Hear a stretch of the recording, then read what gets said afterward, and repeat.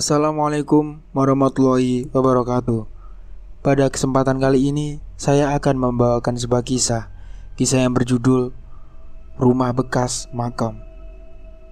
Bagaimana kelengkapan ceritanya? Tak usah berlama-lama, berikut ceritanya. Sebut saja dia Pak Ronald, seorang laki-laki parubaya yang baru saja membeli tanah yang letaknya berada di perbatasan antara kota dan kabupaten.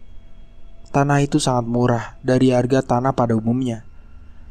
Seperti kejatuhan emas, Pak Ronald bisa mendapatkan tanah yang luas dengan harga di bawah 100 juta.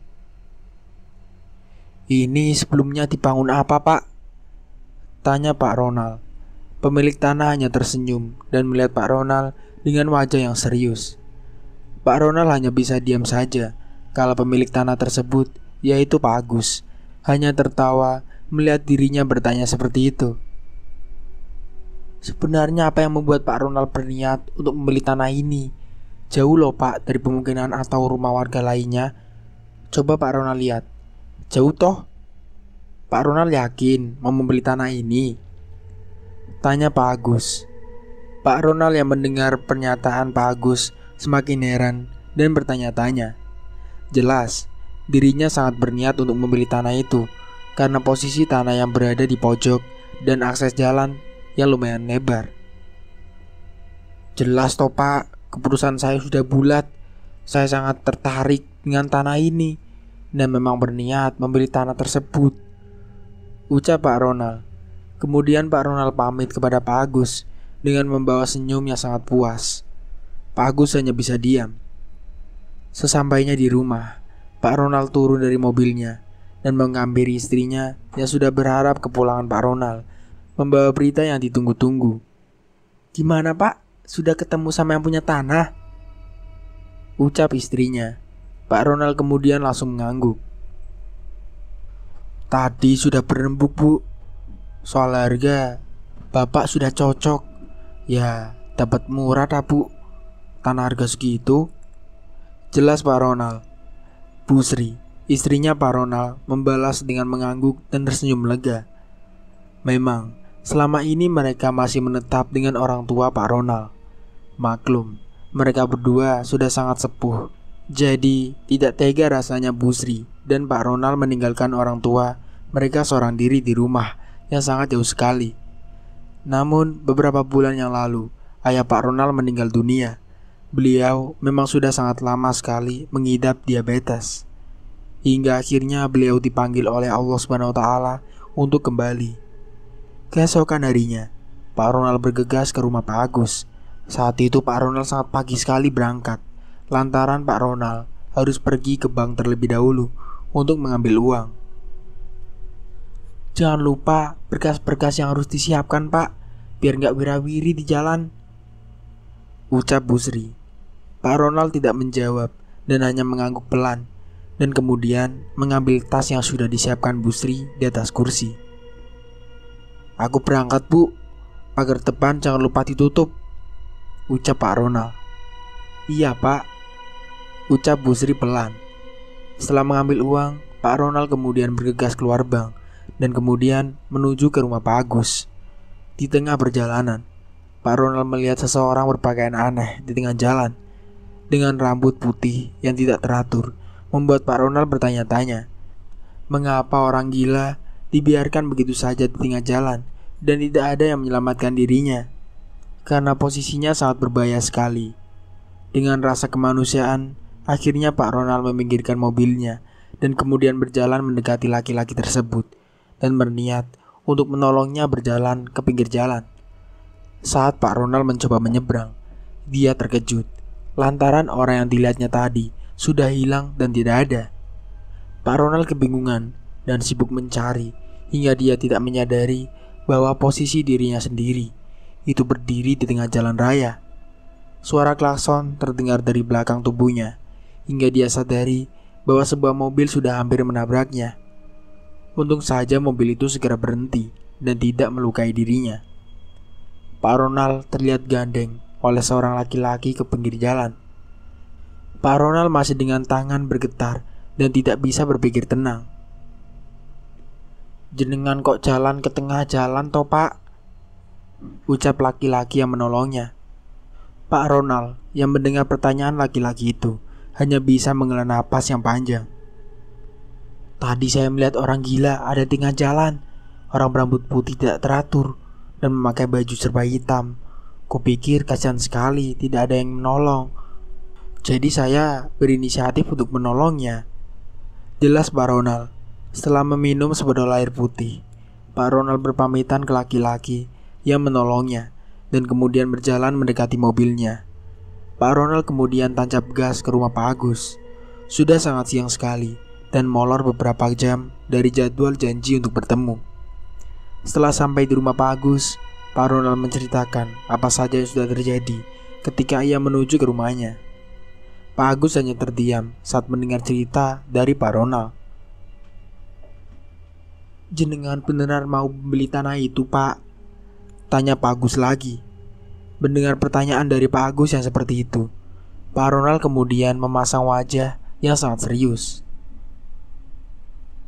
Saya sangat ingin membeli tanah itu pak. Sudah saya niati dengan istri. Istri saya juga sangat cocok sekali dan jatuh hati dengan tanah itu. Saya tidak bisa mengurungkan niat pak. Jelas Pak Ronald. Pak Agus yang terinspirasi oleh Pak Ronald yang sangat yakin untuk membeli tanah itu akhirnya bercerita tentang desas-desus warga bahwa tanah yang akan dibeli Pak Ronald ada makam. Entah dari mana awal cerita tanah tersebut yang terdapat makam yang tidak diketahui dengan jelas siapa dan dari mana orang yang dikubur di sana.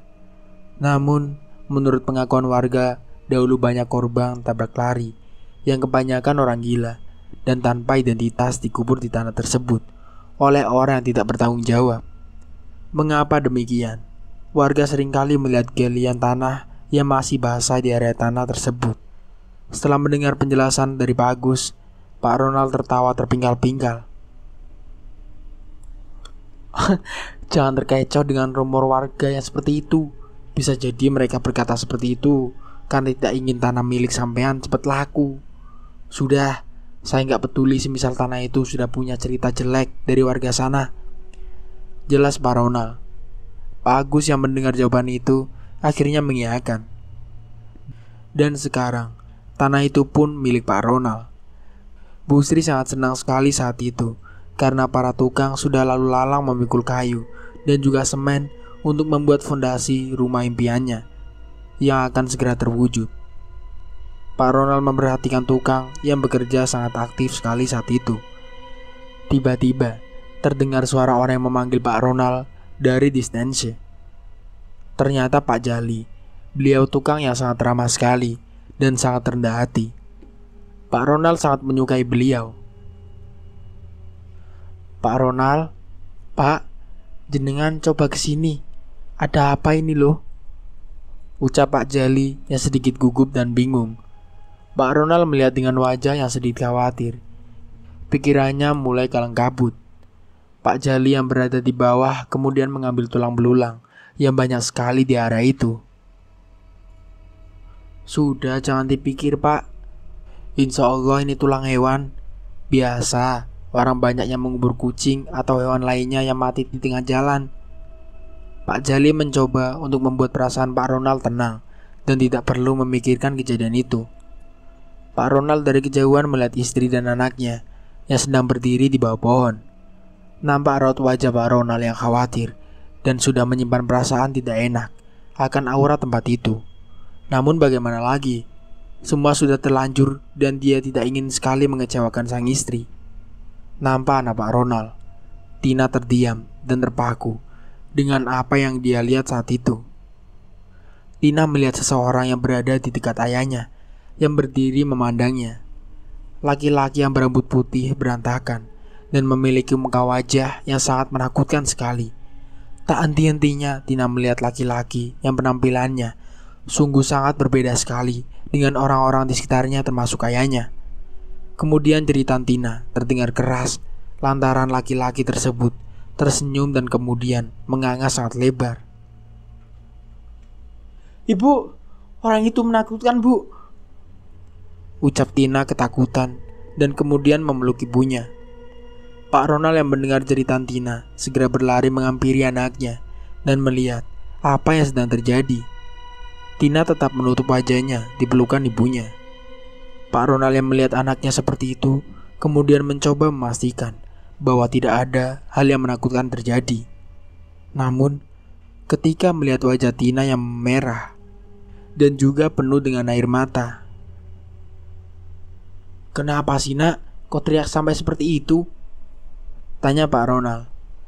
Pak Ronald mencoba untuk membuat Tina untuk tenang dahulu dan menjelaskan mengapa dia bersikap seperti itu. "Di situ tadi ada orang wajahnya menakutkan, Pak. Di sebelahnya Bapak," ucap Tina yang menunjuk ke arah Pak Ronald tadi berdiri. Namun anehnya, Pak Ronald tidak melihat ciri-ciri orang yang dimaksud oleh Tina. Hanya terlihat tukang yang semua memakai celana dan kaos pendek. Pak Ronald memikirkan kejadian itu dan mulai merasa ragu-ragu untuk tinggal di sana jika rumah tersebut sudah jadi. Apa tidak mengerikan jika sudah terlihat tanda-tanda yang sangat seram seperti itu di sana? Entah mengapa hati Pak Ronald menjadi selemah ini sekarang. Mengapa kemarin dia tidak merasakan hal itu? Sebenarnya pertanda apa ini? Mengapa terdapat tulang belulang di tanah itu? Apakah yang diceritakan oleh Pak Agus itu benar adanya? Apakah rumor yang diceritakan warga mengenai tanah itu memang nyata? Pak Ronald sedang dalam pilihan yang berat. Di satu sisi, dia tidak tega jika mengurungkan niat untuk menjual lagi atau membiarkan bangunan itu tidak rampung. Semua itu karena sang istri memang sudah jatuh hati kepada tanah itu. Tiba-tiba terdengar suara cangkir yang diletakkan pada meja di sampingnya. "Alhamdulillah ya Pak, rumah yang kita idam-idamkan akan segera jadi," ucap Bu Sri. Pak Ronald dengan diam dan gaya tenangnya mengambil cangkir itu dan meminum teh yang berada di dalamnya. "Bu, gak tahu kenapa kok perasaanku gak enak ya soal rumah baru kita," ucap Pak Ronald. Bu Sri yang mendengar suaminya tiba-tiba berkata seperti itu membuat wajahnya yang awalnya ceria menjadi diam dan sedikit terlihat kecewa. "Kenapa kok tiba-tiba berkata seperti itu, Pak?" ucap Bu Sri. Pak Ronald yang mendengar suara datar istrinya hanya mengeluarkan napas pelan dan nampak rasa menyesal sudah keluar dari mulutnya. "Bukan begitu, Bu. Takutnya misal kamu jauh sama ibu terus jadi gak kerasan. Kan sudah lama tinggal sama ibu," ucap Pak Ronald. Meskipun dia memberikan penjelasan yang sedikit aneh dan tidak masuk akal seperti itu, dia mencoba bersikap seolah-olah ingin juga segera memiliki rumah itu sendiri. Semenjak ucapan Pak Ronald yang merasa tidak nyaman dengan adanya rumah impiannya, Bu Sri nampak muram sekali. "Bapak berangkat dulu, Bu. Besok jangan lupa pindahan," ucap Pak Ronald. Bu Sri hanya mengangguk pelan. Pak Ronald paham sekali dengan sikap istrinya yang kemudian dingin seperti itu.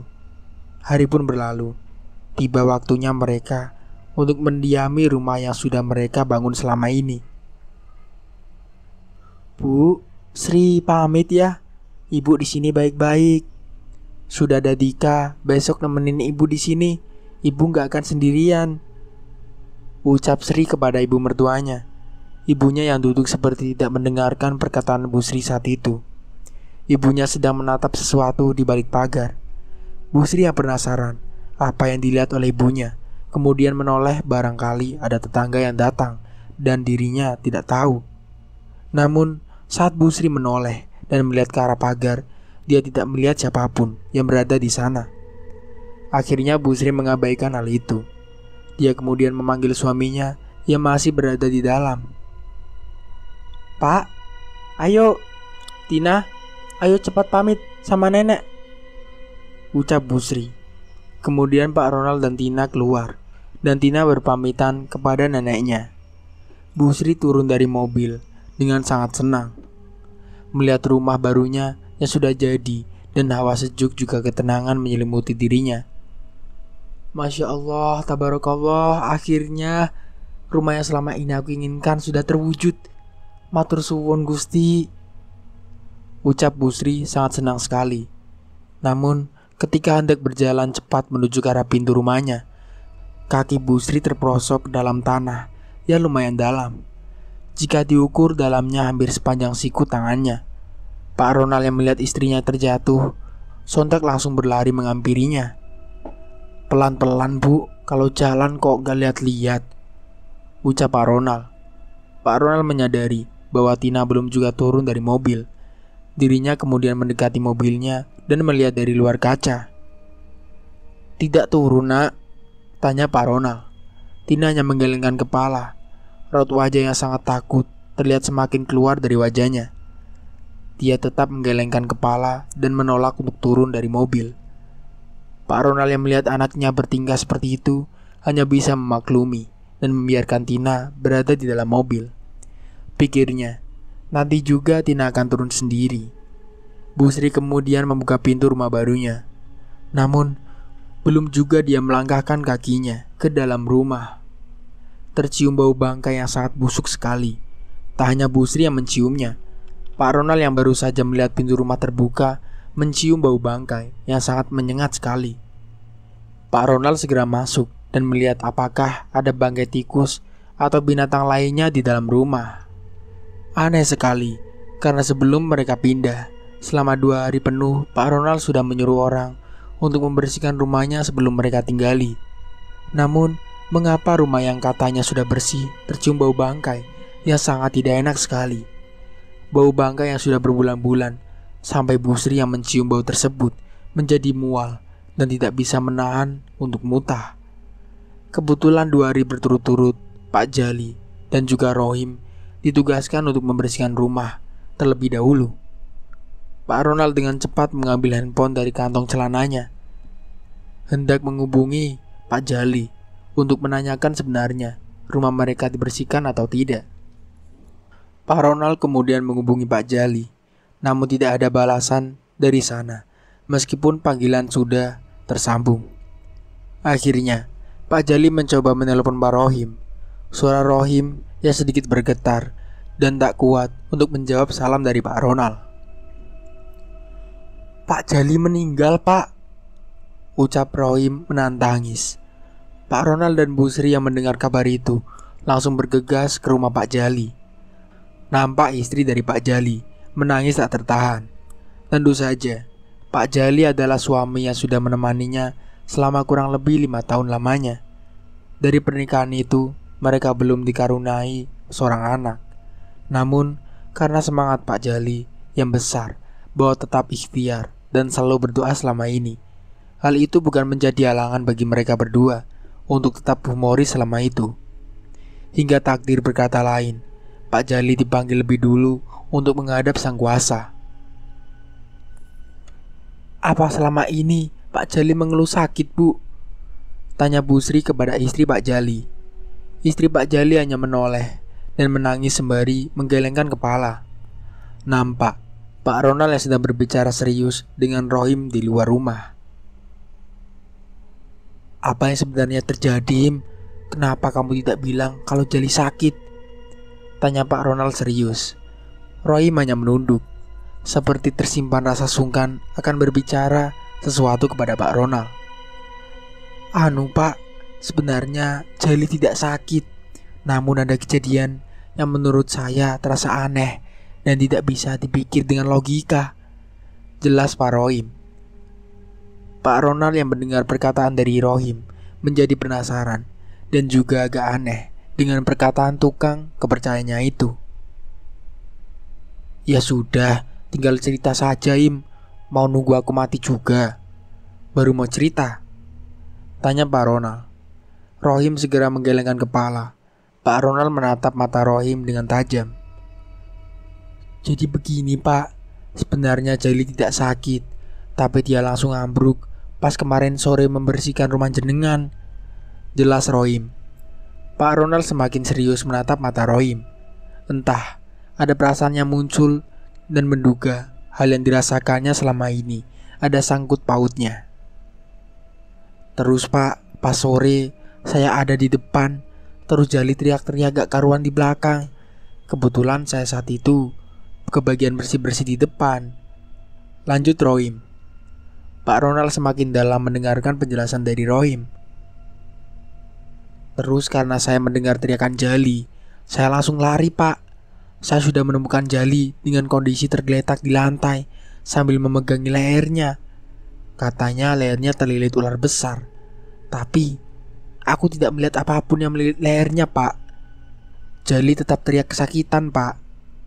Karena saya semakin takut terjadi sesuatu kepadanya, jadi dia langsung bawa ke puskesmas terdekat. Jelas Rohim. Pak Ronald tertunduk serius setelah mendengarkan penjelasan dari Rohim. Dirinya yang memastikan ini hanya kebetulan dan bukan salah satu kejadian janggal yang sudah dialami oleh istrinya tadi pagi. Sebenarnya aku ini agak kurang setuju dengan rumah itu, Im. Tubuhku seolah tidak ingin dan menolak untuk tinggal di rumah itu, ucap Pak Ronald. Proses pemakaman Pak Jali selesai. Nampak Pak Ronald sangat sedih sekali dengan kematian Mbak Jali. Beliau adalah orang yang sangat lama sekali dia kenal. Kebaikannya yang selalu dituang kepada keluarga Pak Ronald membuat mereka sangat amat merasa kehilangan. Apalagi selama ini jika keluarga Pak Ronald sedang tertimpa musibah, masalah, dan juga butuh pertolongan, Pak Jali orang pertama yang ada dan memberi semangat kepada mereka. Pendengar yang sangat peka dan juga tidak pernah sekali menyalahkan orang lain. Pak, ini saya dapat titipan dari Jali semalam sebelumnya, ucap istri Pak Jali. Pak Ronald dan Bu Sri sangat keheranan dan juga penasaran apa yang ingin Pak Jali jelaskan saat itu. Pak Ronald kemudian mengambil kertas kecil yang diberi oleh istri Pak Jali. Sepanjang perjalanan, Pak Ronald melihat Tina, anaknya, yang sama sekali tidak mau turun dari mobil. Bahkan di rumah Pak Jali tadi, Pak Ronald melihat Tina, hanya melihat Tina mengintip dari balik kaca mobil.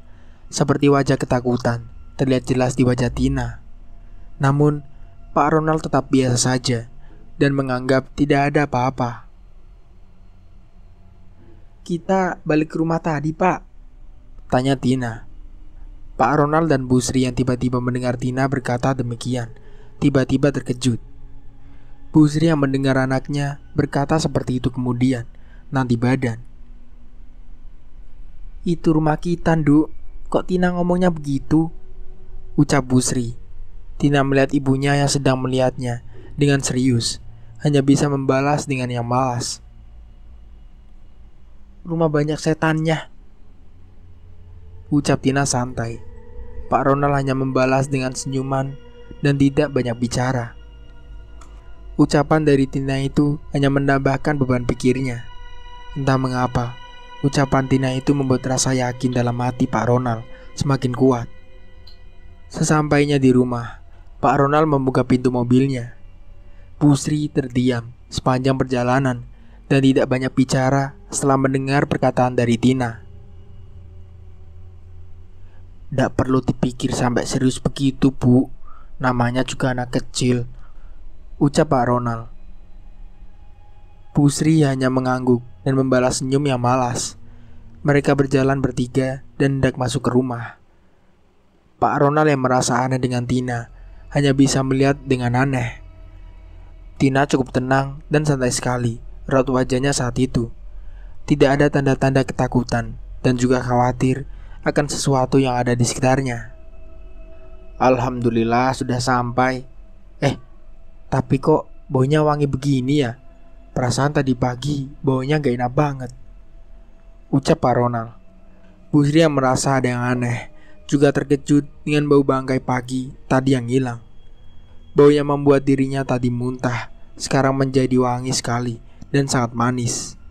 Entah mengapa, Bu Sri seketika bahagia dan merasa tenang. Pak Ronald dan juga Bu Sri berjalan menuju kamar tidur mereka. Begitu juga dengan Tina. Saat Tina berjalan menuju kamar tidurnya yang berada di atas, Tina dengan jelas mendengar suara perempuan sedang bernyanyi, melantunkan lagu tentang seorang ibu yang menimang anak kecil untuk tidur. Merdu. Dia melihat ibunya yang raut wajahnya tidak memunculkan sedikit rasa curiga. Namun, Tina tetap memberi isyarat kepada ibunya bahwa sedang ada tanda yang tidak beres yang dirasakan olehnya. Hal itu tidak ditanggapi serius oleh Ibu Tina. Bu Sri lalu membuang muka dan kemudian masuk ke dalam kamar dan istirahat. Tina berjalan pelan menuju atas rumah. Suara nyanyian dari seseorang perempuan yang terdengar jelas, sehingga Tina sangat penasaran. Siapa yang sedang bersenandung di tengah malam? Mungkin pikirnya, perempuan itu adalah Bibi yang akan bekerja di sana dan memang ditugaskan untuk menemani Tina dan Bu Sri di rumah. Tetapi mengapa sang ayah tidak mengatakan bahwa Bibi akan datang lebih dulu sebelum tanggal kerja? Hal itu menjadi pertanyaan besar bagi Tina. Ia pun lantas berjalan kaki menaiki tangga. Tina sudah berada di lantai atas. Dia berjalan menuju kamar tidurnya. Tetapi suara itu terdengar jauh saat ini. Hampir Tina tidak mendengar suara seorang perempuan itu. Namun tiba-tiba suara jeritan sangat cepat terdengar dari arah tangga. Saat Tina menoleh, telah berdiri seorang perempuan yang memakai gaun berwarna merah, menyala, dan rambut yang panjang, hampir menyentuh tanah yang membuat Tina bergetar. Semua boneka dia peluk dengan kedua tangannya. Jeritan Tina terdengar melengking di telinga Pak Ronald dan Bu Sri. Karena sangat terkejut dan takut, Tina sampai jatuh pingsan. Pak Ronald dengan khawatir menunggu Tina siuman, wajah yang membuat dirinya dan sang istri ketakutan. Bu Sri yang dari tadi menangis tanpa henti hanya bisa memegangi sang anak. Sampai tiba-tiba terdengar suara rintihan yang didengar oleh Bu Sri. Rintihan Tina membuat sang ayah, yaitu Pak Ronald, tiba-tiba berlari menghampirinya. Pak Ronald yang mendengar rintihan Tina yang sungguh melirih hanya bisa mendekati sang putri dan kemudian mendekatinya pelan-pelan. Tina meminta ibu dan ayahnya untuk membantu agar bisa duduk. Kemudian dengan sigap sang ayah membantu Tina duduk dengan menaruh bantal di belakang punggung Tina. Tina kemudian bercerita tentang dirinya yang bertemu dengan perempuan yang dilihatnya di tangga rumahnya. Pak Ronald dan Bu Sri yang melihat anaknya melihat sosok yang aneh dan juga tidak masuk akal itu hanya bisa heran. Mengapa? Karena saat itu dia tidak melihat apapun selain anaknya yang terbaring lemas di lantai. "Aku melihat sendiri, Bu," ucap Tina yang sedikit ketakutan. Bu Sri yang melihat Tina seperti itu hanya bisa mengusap rambut kepala Tina dan berkata, "Sudah, kamu hanya belum bisa membaur sama rumah baru itu, Tin. Nanti lama-lama kamu bisa dan terbiasa. Jadi jangan takut lagi untuk tinggal di sana. Apalagi sudah ada Bibi minggu depan," ucap Bu Sri. Tina hanya bisa menangis sesegukan dan melihat sang ibu yang masih tetap kekeh dengan rumah itu. Pak Ronald yang tadi melihat sang anak hanya bisa memperhatikan dan juga membiarkan Tina yang tenggelam dengan tangisannya. Mungkin hanya ketakutan seorang anak kecil yang tentu saja mencari alasan untuk tidak tinggal di sana. Lagi pula, memang Tina seringkali berbohong ketika dia tidak mau dan tidak sesuai dengan keinginannya. Sang ibu hanya bisa menyuruhnya untuk beristirahat kembali dan tidak perlu melakukan apapun yang sudah terjadi. Tina hanya bisa memandangi sang ibu dengan kecewa dan juga penuh harap agar sang ibu bisa mengubah keputusan untuk tidak tinggal di rumah itu lagi. Kejadian berlalu dengan begitu saja. Tina tanpa ringikan kembali ke rumah itu, tanpa rasa takut yang dia rasakan kemarin. Tina sudah bermain ke sana kemari yang sudah ditemani salah satu wanita baru untuk tinggal bersamanya untuk sementara waktu. Bi Ija yang akan selalu bersama Tina untuk setengah hari. Pekerjaan yang membuat Pak Ronald selalu pulang malam dan bisa juga larut malam. Bahkan jika sibuk, Pak Ronald bisa pulang sampai dini hari. Bu Sri yang membuka toko baju di ruko yang jaraknya dari rumah barunya hampir 3 km hanya bisa bekerja seorang diri lantaran uang yang dia punya hanya cukup untuk modal jualan. Di rumah sangat sepi, hanya Bibi dan Tina yang suaranya memenuhi tiap ruangan di rumah itu. Nampak Bibi yang hendak pergi ke dapur untuk menyiapkan makan siang dan juga sebentar lagi akan ada Rohim yang akan mengambil titipan Bu Sri. Langkah kaki Bija terhenti karena mendengar suara seseorang sedang di dapur. Karena penasaran, Bibi berjalan secepat mungkin ke arah dapur. Semakin dekat, terdengar suara potongan pisau tersebut. Namun, saat berada di dapur, Bibi dibuat terkejut dengan adanya potongan wortel yang berceceran di lantai. Bibi yang keheranan hanya bisa terdiam dan melihat apa yang terjadi di sana. Bi, ada suara apa? Ucap Tina yang juga terkejut mendengar suara benda terjatuh dari arah dapur. Bibi hanya bisa menjawab dengan senyuman ke arah Tina dan memberitahu bahwa tidak terjadi apapun saat itu di dapur. Bibi membersihkan potongan wortel berserakan di lantai, serta mengambil yang terjatuh di lantai dan hendak meletakkannya di tempat semula. Namun ada kejadian yang membuat Bija keheranan. Dia melihat kaki yang berada di depan di seberang meja. Saat dia mengambil foto yang terjatuh di bawah meja, Bija terkejut dengan sepasang kaki yang sangat pucat sekali. Bija pun tidak nyaman dan mulai ketakutan karena sepasang kaki itu melayang. Bija yang mulai tidak bisa mengatur nafas mencoba berdiri. Dan ternyata yang dia takuti benar. Tidak ada bagian tubuh lainnya yang dia lihat saat berdiri. Karena merasa penasaran, kemudian Bija mencoba melihat ke bawah lagi. Namun, sepasang kaki itu dia dapati masih melayang dan tidak berubah. Karena takut, Bija kemudian cepat mungkin berdiri. Tapi tetap, dia tidak melihat bagian atas dari sosok itu. Tiba-tiba dengan terkejut, Bija melihat sesuatu yang tak lazim, melayang pergi dan menghilang. Separuh badan yang hanya terlihat separuh bagian dari pinggul sampai kaki saja. Tidak ada bagian lain yang dilihatnya. Tina yang tadi kembali ke depan kemudian berlari kembali ke arah dapur karena mendengar suara sesuatu yang terjatuh yang cukup keras sekali. Roim yang hendak menyapa Tina saat itu kemudian terkejut. Hal itu karena dia juga mendengar suara jatuh sangat keras sekali dari arah dapur. Mereka berdua berlari dan kemudian mendapati Bija berbaring tak berdaya di bawah meja. Bija pingsan. Dari kejadian itu, Pak Ronald sudah memutuskan untuk mengosongkan rumah itu karena sudah tak nyaman lagi untuk ditinggali.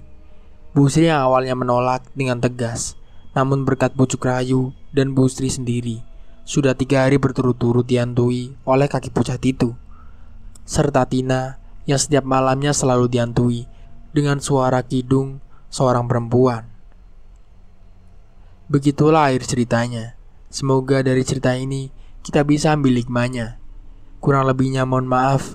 Wassalamualaikum warahmatullahi wabarakatuh.